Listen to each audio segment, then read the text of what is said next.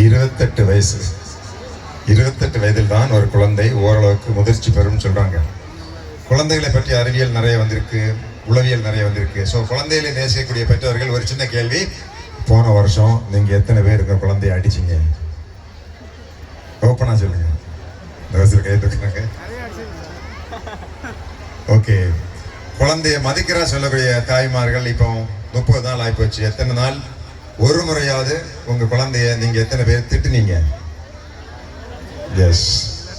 Okay, குழந்தைகளை அடிக்கிறதும் திட்டுறதும் மனித உரிமை மீறல்கள் அப்படின்னு இன்னைக்கு உளவியல் உலக அளவில் குழந்தைகளை பற்றிய கல்வி, குழந்தைகளை பற்றிய உண்மைகள், ஆராய்ச்சி எல்லாம் வந்ததிலிருந்து குழந்தைகளை நீங்க மரியாதை கொடுத்து ஒரு மனிதனாக பார்க்க வேண்டும். சில வார்த்தைகள் கூட குழந்தைகளை பாதிக்கும்னு சொல்றாங்க. ஒரு முறை ஒரு சிறுவன் உங்களை மாதிரி ஒரு அம்மா கொண்டு போய் பள்ளிக்கூடத்தில் விட்டாங்க, நல்லா படிக்கட்டும். அந்த சிறுவனுக்கு அறிவியல் மீது பயங்கரமான ஆர்வம்.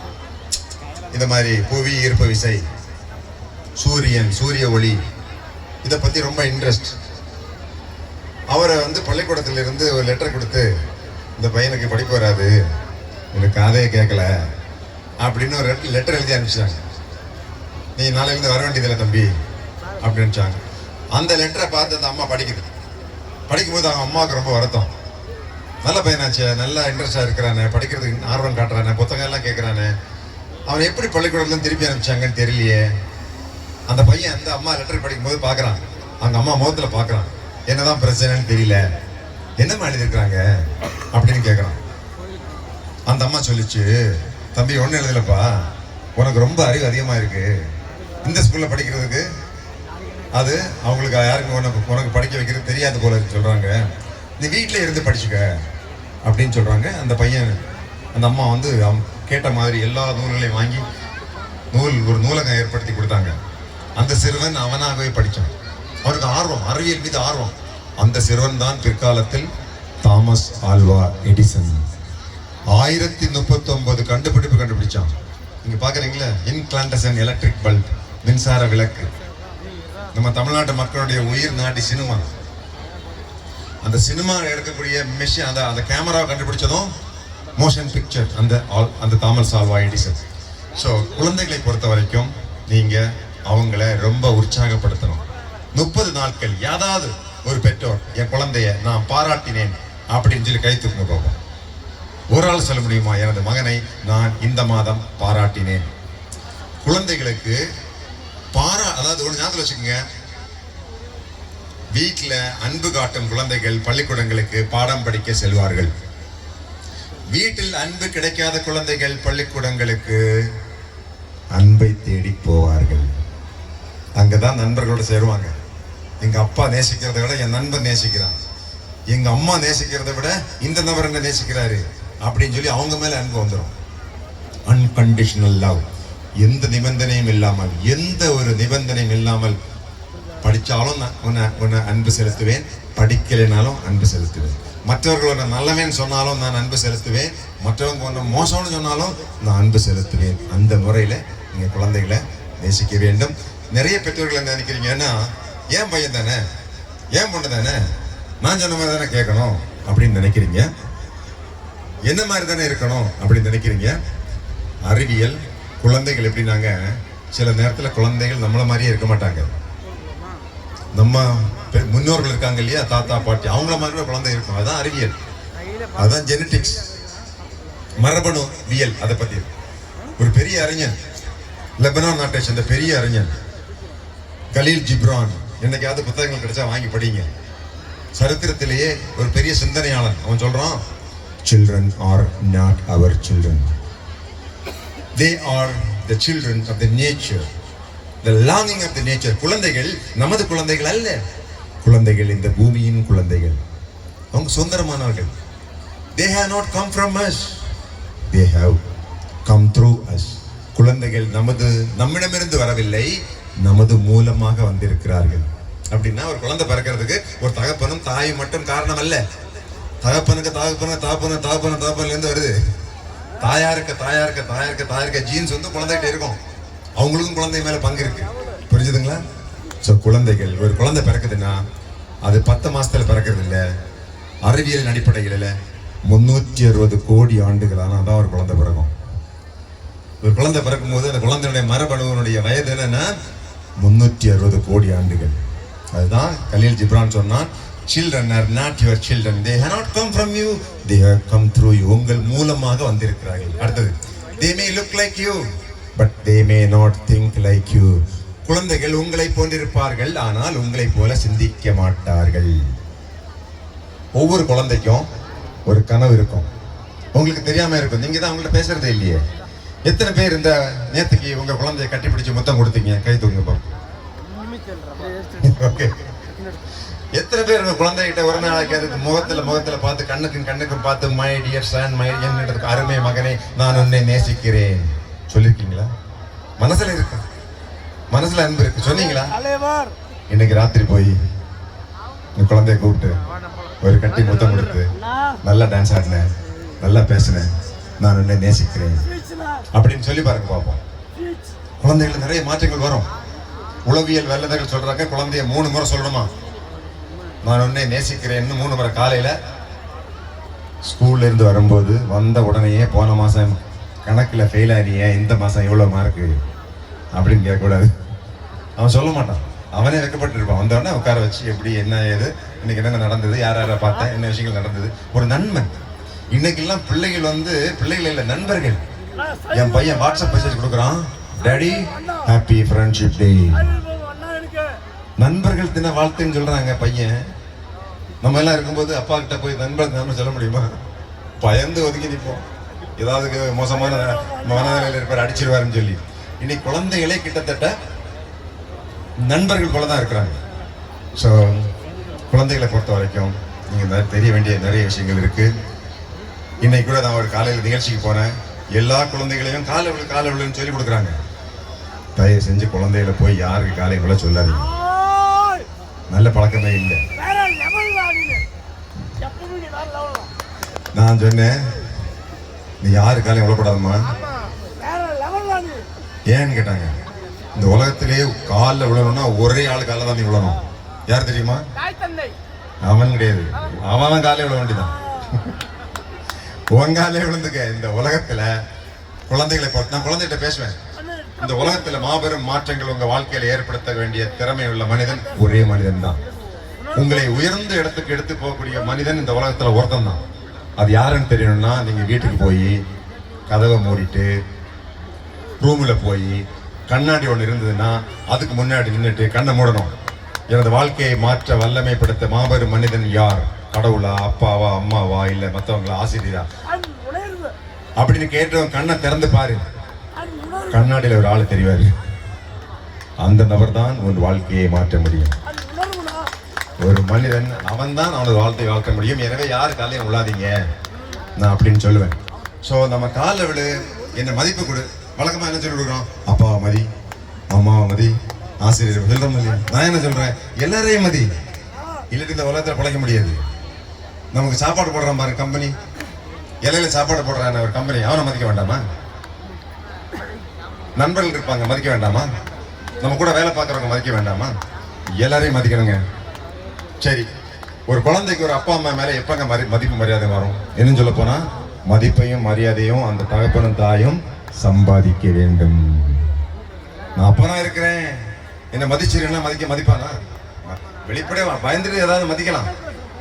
சமீபத்தில் பேப்பர்லாம் படிச்சிருப்பீங்க, தமிழ்நாட்டை சேர்ந்த 18 வயது ஒரு சிறுவன், 18 வயது இளைஞன், உலக chess champion, the world chess champion Gukesh.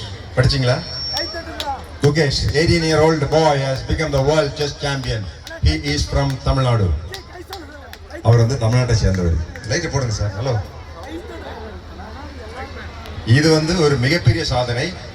ஏன்னா இவர் தோக்கடிச்ச அந்த உலக போட்டியாளன் டிங் அப்படிங்கிற ஆள் வந்து 34 வயது, 18 வயது சிறுவன். உலகத்தில் உள்ள 204 நாடுகளில் மக்கள் கூகுள் பண்ணி பார்க்குறாங்க, குகேஷ், சென்னை, தமிழ்நாடு, இந்தியா, இதெல்லாம் எங்க இருக்கு?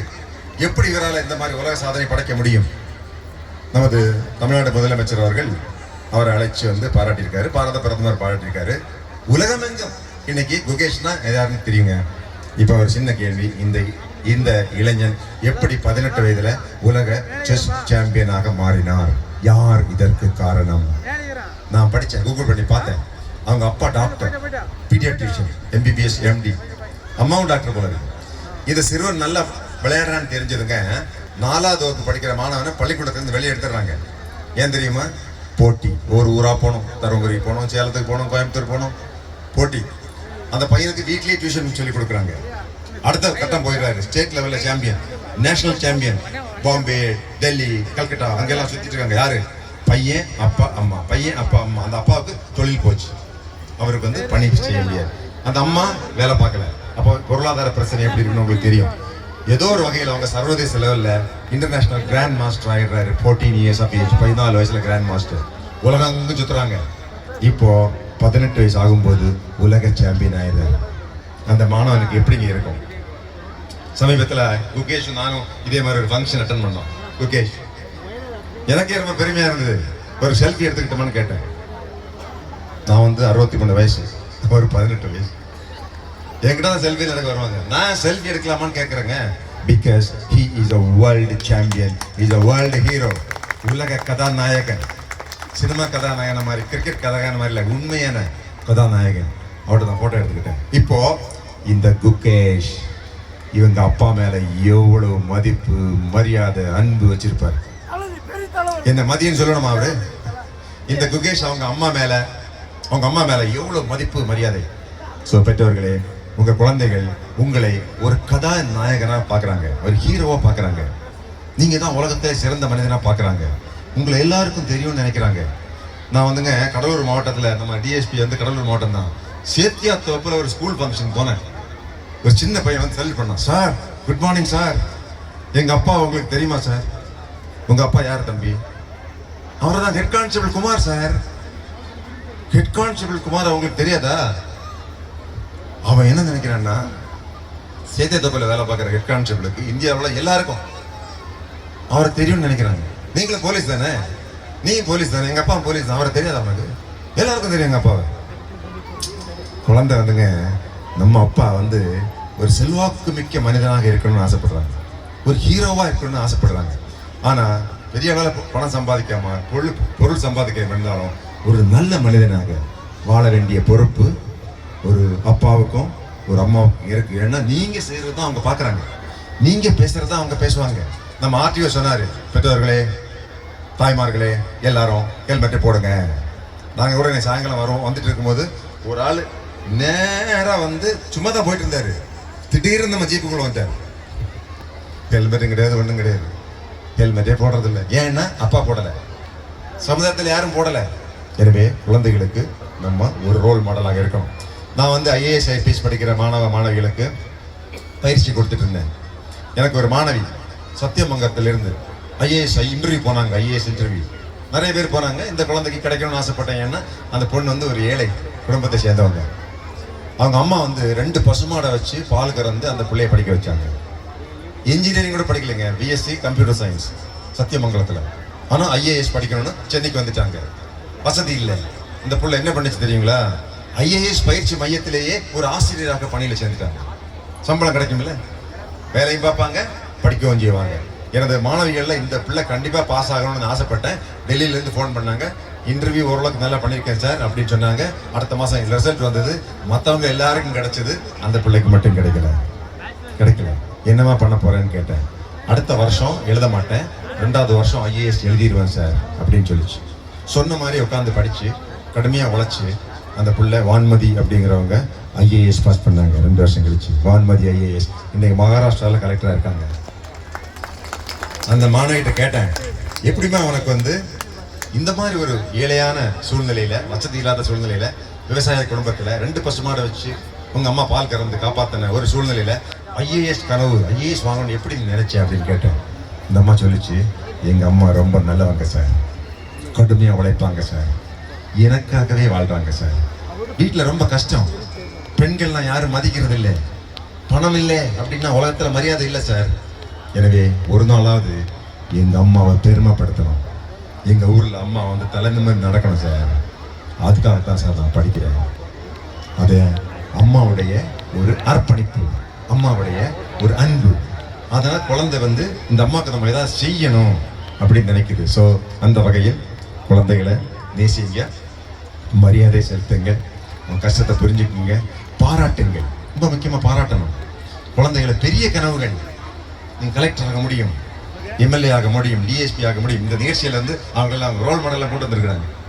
3 முறை இதே தொகுதியில் எம்எல்ஏ அவர் ஜி.கே. மணி சார் அவர்கள். அவரை நான் சட்டமன்றத்தில் பேசுறதெல்லாம் பார்த்துருக்கேன். நான் வந்து ரசித்து கேட்பேன் அவங்க பேச்செல்லாம்.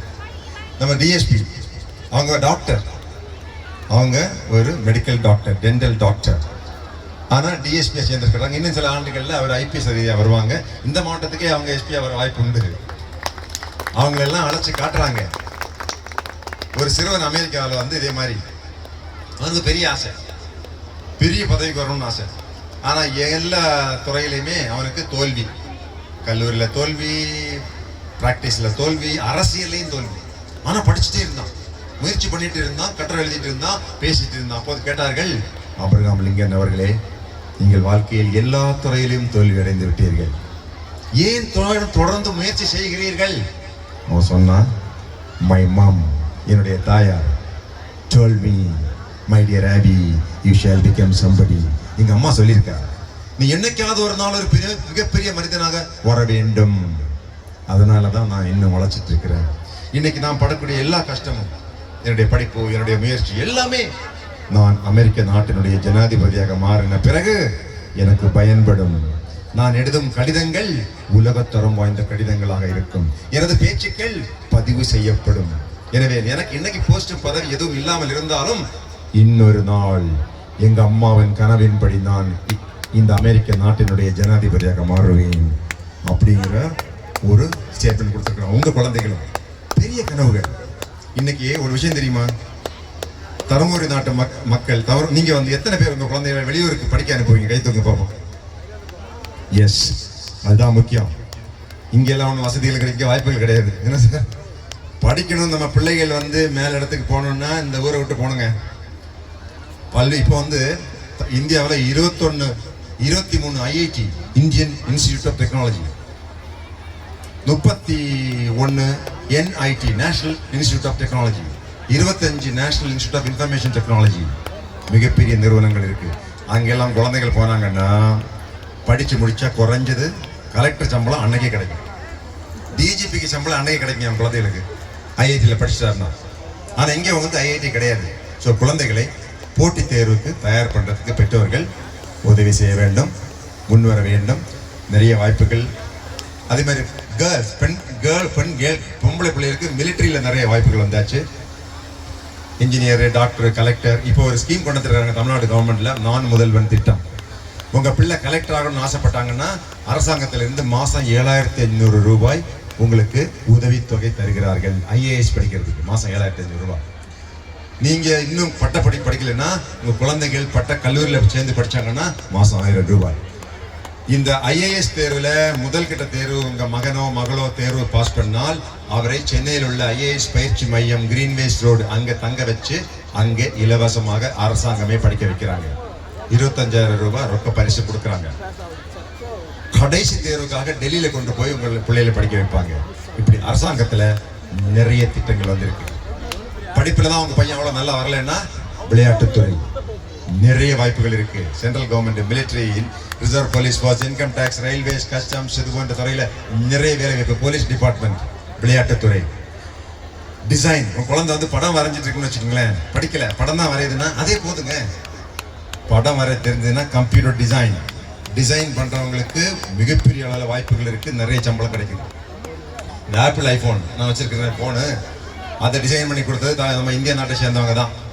அந்த போனை டிசைன் பண்ணி கொடுக்கறதுக்கு சம்பளம் 300 கோடி ரூபாய்கள், 4 பேருக்கு. அவ்வளவுதான்.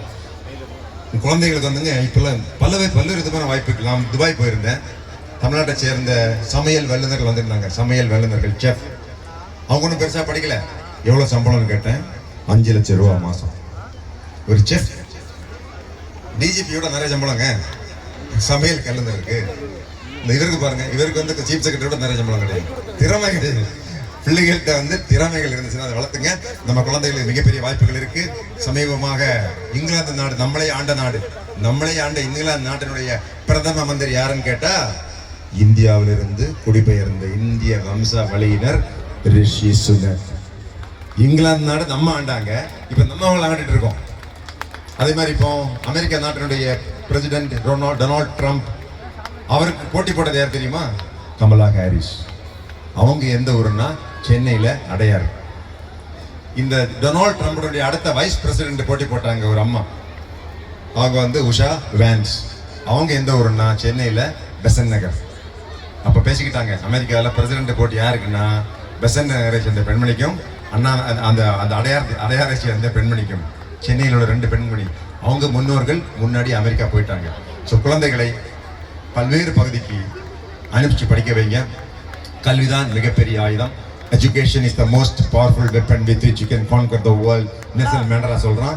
கல்வி மூலமாக தான் இந்த ஊருக்கு நான் ஒரு முறை டிஎஸ்பியா வந்திருக்கிறேன், ஏஎஸ்பியா வந்திருக்கிறேன். இன்னைக்கும் இந்த கல்வியின் காரணமாக தான் வர சொல்லியிருக்காங்க. என்ன சார், நான் டிஜே இருந்தேன் அப்படிங்கிறதுக்காகவா? சில கருத்துக்கள் உங்கள் மத்தியில் சொல்லுவேன் அப்படிங்கிறதுக்காக கூப்பிட்டுருக்காங்க. ஸோ குழந்தைகளுக்கு நல்ல ஒரு கல்வி கொடுங்க, அவங்க உயர்ந்த நிலையில் வருவாங்க. உங்கள் குழந்தைகள் உயர்ந்த இடத்துல இருக்கணும்னு நீங்கள் ஆசைப்படுற மாதிரி நானும் உங்கள் குழந்தைகள் உயர்ந்த நிலைமைக்கு வரணும் அப்படின்னு ஆசைப்படுறேன். Wish you all the best and thank you very much for this opportunity. நான் சொன்ன